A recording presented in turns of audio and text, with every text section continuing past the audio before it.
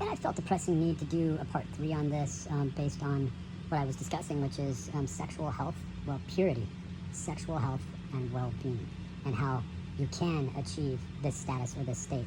And that it is going to take work, but if you're beginning from a pure state and you're spinning those pure principles with that pure energy, you're living by them. You're living by the pure truth, the real truth, nothing but the truth. And how people's past behavior is constantly thrown back in their face, and there's this accusation that that's what you are, you're profane, that's what you are, shame on you for acting like you're pure, shame on you. And then those people will take, they're called conscientious moral objectors. And you take the power from the conscientious moral objectors, those people who use moral objection. And again, I think that book Blood Meridian is an extremely good, and even Moby Dick, they're extremely good analogies as to what's going on here. And the striving and the reaching, that man touching God's hand and reaching up into the ether, it's done in our minds, it's done in our souls, and it's done through the expression of that is beyond the tools that are available to us with virtuosity, ethics, morality. Those things don't come close. They are societal constructs that always fall short.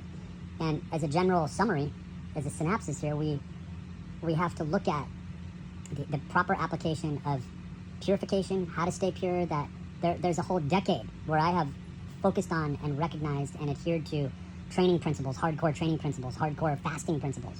And then a whole decade where I completely abstained from that entirely and had to build on spiritual unity and grace and the structural component of that goes beyond virtuosity and the practical applications of these spinning principles as a pure truth.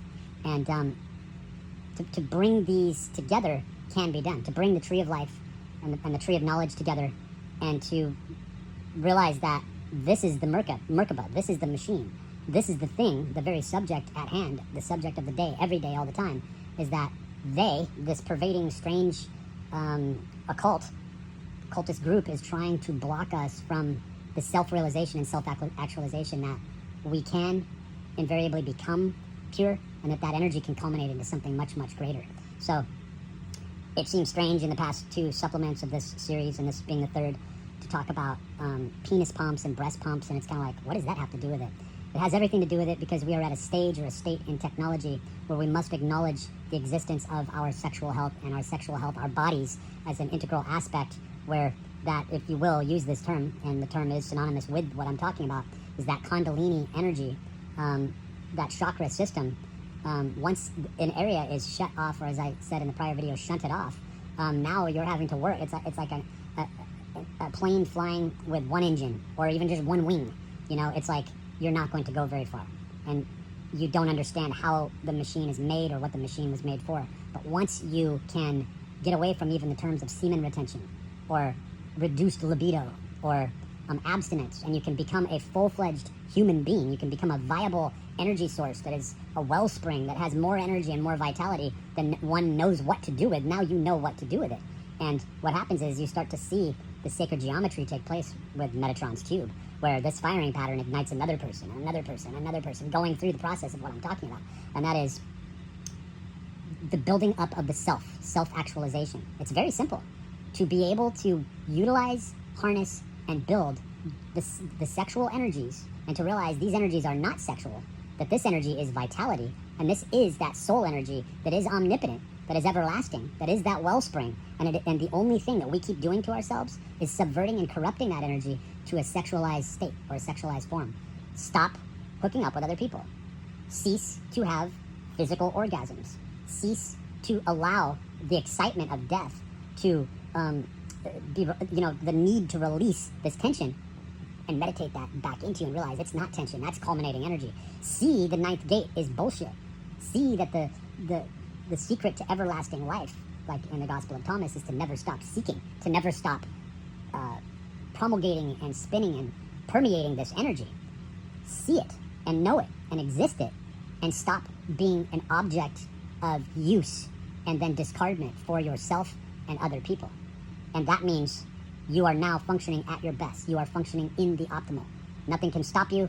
Even death cannot stop you. Death has no grip on you.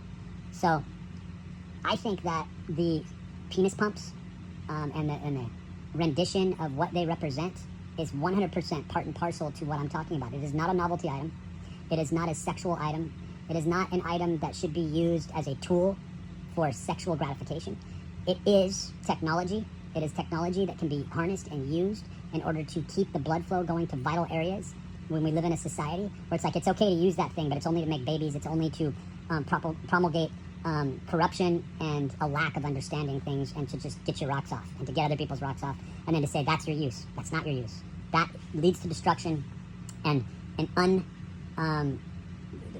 where a life has never reached its full potential and has to go through what's called samsara, or succeeding lifetimes, or reseeding lifetimes is really what it is you never get anywhere. It's just the same dukkha, right? That's why we're using the same, the term dukkha. It's like you're stuck in it. You're stuck in the maze. And it's like, you want to know how to release yourself from the maze? It's to become pure, to stay pure, and then to harness that energy and build on that energy. And you cannot build on that energy unless all spheres are firing off.